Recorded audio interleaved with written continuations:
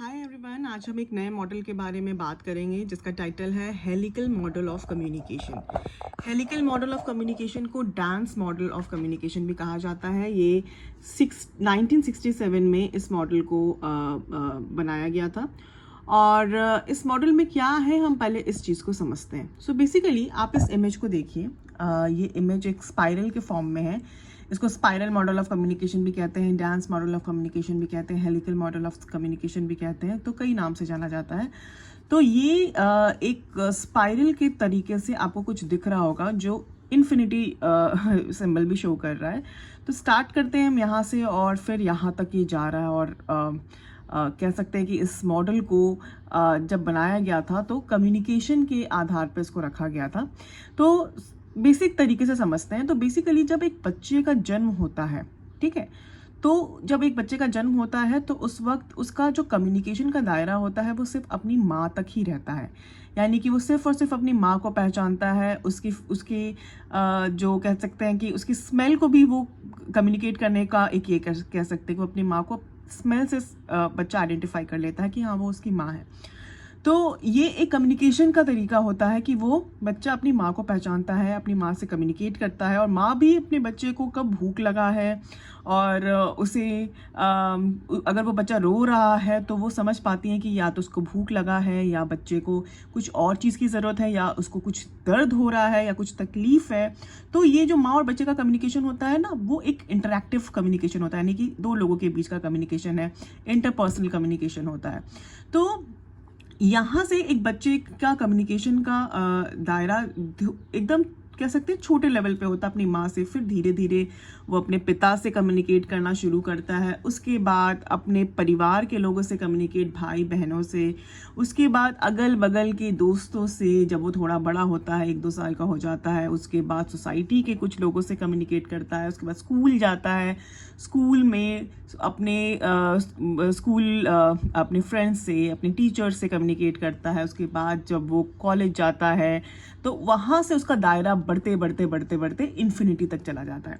तो ठीक इसी तरीके से कम्युनिकेशन को यहाँ पर इस मॉडल के माध्यम से समझाया गया है कि evolution of communication as a human process, so from before the birth to the moment in the present. यानी कि बर्थ के टाइम से लेकर और अभी तक का जो कम्युनिकेशन है वो किस तरीके से इवॉल्व हो रहा है, उसको ये दर्शाने की कोशिश की है हेलिकल मॉडल ऑफ कम्युनिकेशन में। So the helix grows steadily and slowly and moves upwards and leaves the behavioral level behind. तो कई बार ऐसा होता है कि हम कम्युनिकेशन में क्या होता है कि सिर्फ आगे ग्रो करते हैं, बहुत प्रोग्रेसिवली हम आगे की तरफ ग्रो करते हैं।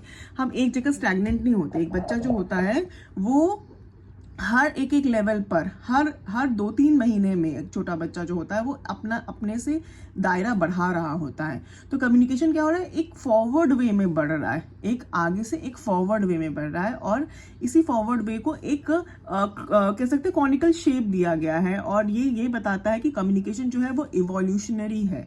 कम्युनिकेशन इवॉल्व हो रहा है, धीरे धीरे धीरे धीरे वो इवॉल्व होते होते अनगिनत लोगों के साथ उसका कम्युनिकेशन का प्रोसेस बढ़ रहा है।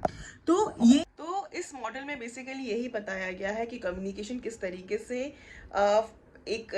किस तरीके से इवॉल्व हो रहा है, किस तरीके से स्टेप बाय स्टेप इवॉल्व हो रहा है। लेकिन कई बार ऐसा होता है कि लोग सिर्फ कम्युनिकेशन को प्रोग्रेसिव नहीं बल्कि कभी कभी कम्युनिकेशन बैकवर्ड तरीके से भी लोग उसको ये करते हैं। जब हम अपनी पास्ट मेमोरीज, अपनी कुछ बैड इंप्रेशंस अपने दिमाग में रखते हैं, तब कम्युनिकेशन क्या होता है वो फॉरवर्ड मूव नहीं करता, कम्युनिकेशन बैकवर्ड की तरफ जाता है।